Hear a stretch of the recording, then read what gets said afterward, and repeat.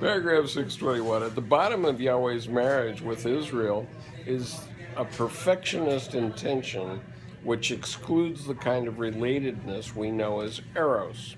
The lack of eros, of relationship to values, is painfully apparent in the book of Job. The paragon of all creation is not a man, but a monster. Okay. So, I mean, again, I think Nazi Germany was sort of the paragon of a country that tried to pursue perfection and, you know, perfect the race. And okay, I mean, I haven't been to Germany in quite a while, but when I was going there, let's say in the, what was it? It was the early 80s. Okay, all the women were blonde. Okay, all the women I saw were blonde.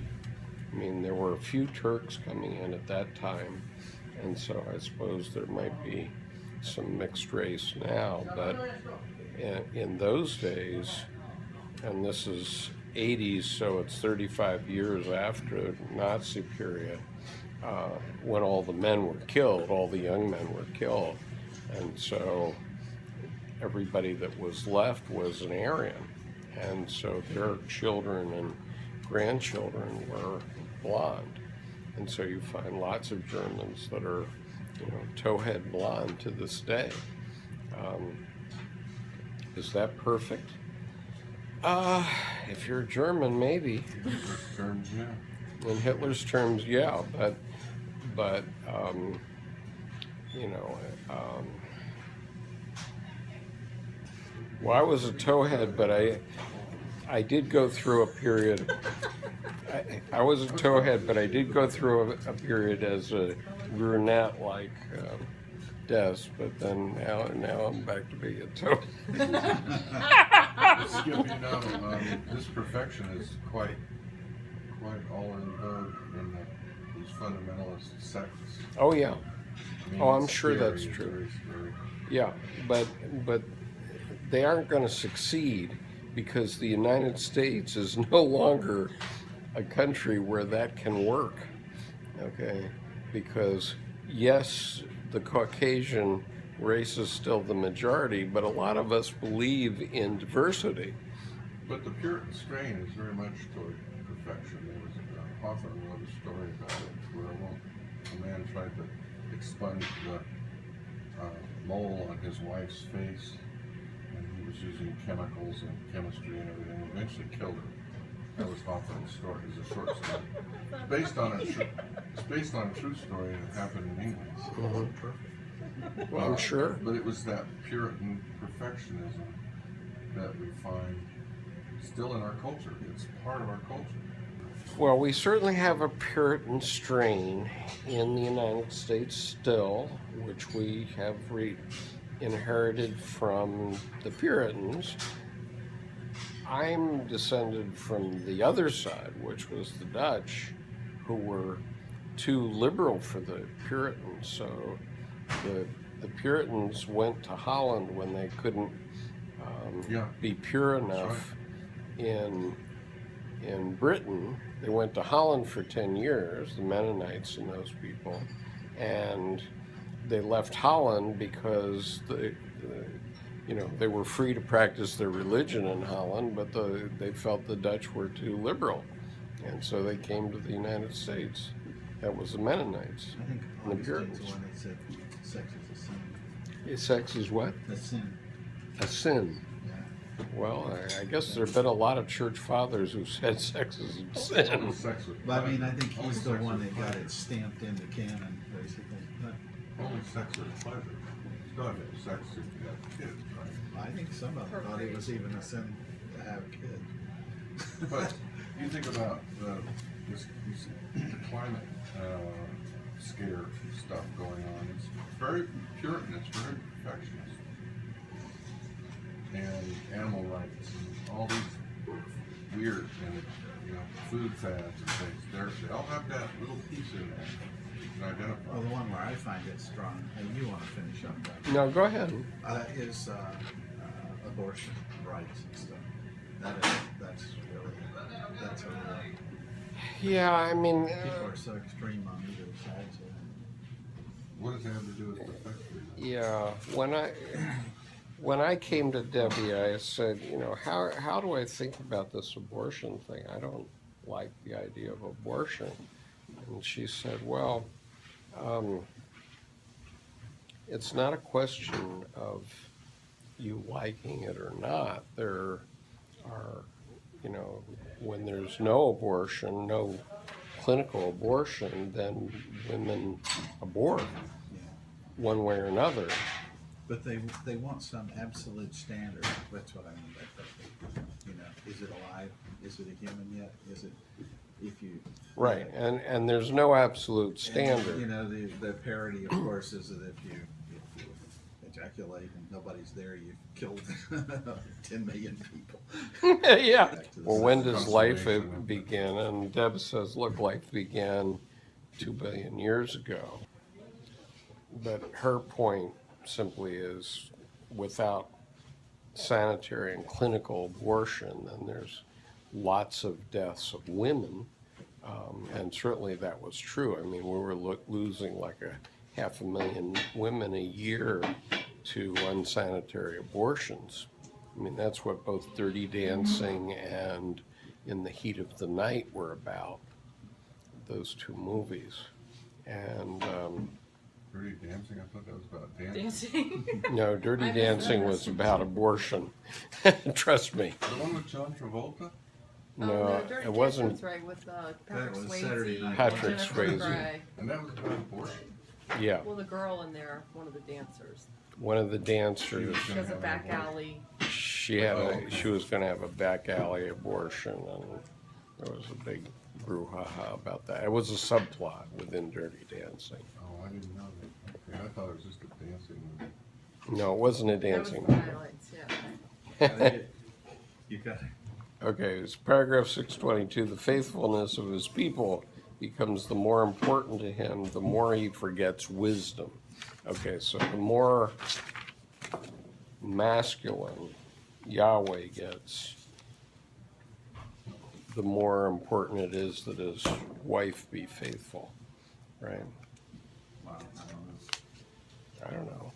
Okay, that's a lot to ask of this. so anyway, paragraph 623, even Job longs for the wisdom which is nowhere to be found. At this point in human history, Job does not know enough about the Sophia, who is co-eternal with God. Okay, remember I read the statement from Sophia about how she was there at the beginning, and nothing began until she was there. Unless she was there in the next centuries after Job, Sophia reveals herself, shows them the bright side of life. Okay, because up to then it was pretty paternalistic. Okay, and Peterson talks about this famous Gaia society that supposedly lived before the patriarchy took over. I'm not so sure. I've seen great apes in the zoos, and what I see among the great apes in the zoos is there's always a alpha male, and there's females that are grooming him, young females maybe, who are grooming him, and the other males are all around the outside of the cage. So And isn't the natural order of things then patriarchy? well, No, let's ask the black woman. let's put it this way. Well, I mean, there are Sophia was there at the beginning, but she was forgotten by Job and by the great apes. Or no, not by Job, not by Job, but certainly by Yahweh and the great apes. Okay.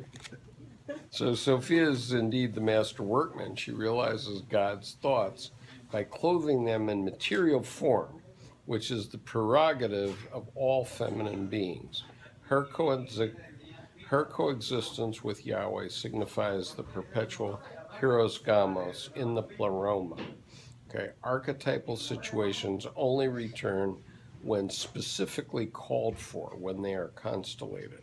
Okay, that's a little bit of a different point, but what Jung is saying in paragraph 623 is that Sophia is an archetype, and finally humanity constellated her as an archetype, but she was just there in the Pleroma. She wasn't needed until that time. She wasn't needed until that time, and then, life was pretty bad up until the time of Job, right? I mean, there was a lot of crap going on in life for millions of years, and if you just all you have to do is look out your window and watch nature, and you see that life is pretty dog eat dog type thing.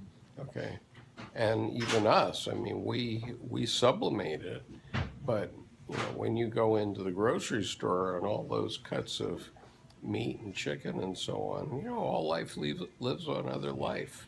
And all the people, like, competing with their baskets to get to that point. Yeah, I mean, life is dog eat dog. They just carry Okay. the bodies out the back doors. Bring those cuts up front. The feminine quality seems to escape. Okay, so I'm gonna stop at 625. But what Paragraph strikes me though 625. is how stilted this Christian stuff is. Because if you look at it from a Gnostic side, there's so much more balance in the players, Right. Male and female. That's why I think there was balance. I think there was more balance in the early church and also in early Judaism, and we forgot it. I think that's part of the. You had a force structure taking over Christianity. It was the Roman civil structure taking over. It was based on force, brute force. Yeah. And when it incorporated Christianity, Constantine brought that in. I mean, they fit it into their framework. Yeah, but So- then keep in mind that it was entirely broken down, and it took centuries to recover, and that's what we're going through now too. Okay, the Roman structure, whatever it was, for better or for worse, okay, it was the Colosseum and so on, and that was pretty brutal and patriarchal. I But don't see it evaporating or disappearing until the state disappears, and that's not going to happen anytime soon. Well, Because this is precisely my point, is that it's subsumed under the state, and that's what happened with Rome. That's why the Gnostics couldn't survive against it. It didn't fit into the Roman state. So Christianity will always be the fountain of this, as long as in our country, as long as there is the state, which is based on the rule of force. Well, I think for Gnostics it was the church, the Catholic Church. mhm. Yeah, The Catholic Church is the Roman Church. I mean, you had the Eastern Orthodox, Right, they but- go along with but- Rome. So it was a little looser, but it became rigid as well. but the I'm Roman talking state. like at 200, around 200 common here. I don't know, do Eastern Orthodox exist then? Did they? No, they didn't No. really split off until like About 400. 400 or 325, because the The Council of Nicene- Nicaea was Nicene. 325, and that was under Constantine, I I can't think. remember the names. But So somebody that's where the was, split. Have you ever seen this Hagia Sophia? It's incredible. seen Okay, pictures of it? do you know what it? Have Do you you know been what in it it? is? Yeah. It's a Muslim mosque now, isn't it?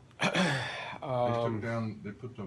I guess officially it is, but the interesting thing is this is a cathedral that was built in Istanbul, and it was built in 5 years in about 525 AD.